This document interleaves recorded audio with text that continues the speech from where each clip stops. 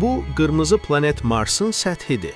Qayalar və incə qırmızı toz Marsa özünə məxsus rəng verir və səthi daim dəyişir. Marsda nəhəng dağlar və saysız kraterlər var.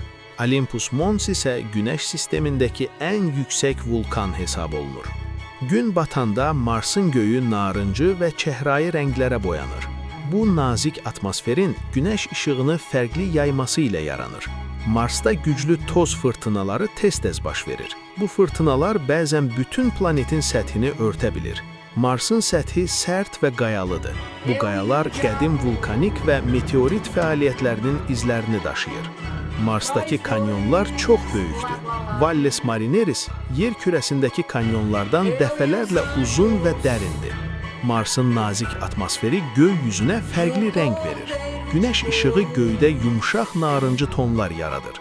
Marsın qütb bölgələrində buz təbəqələri var.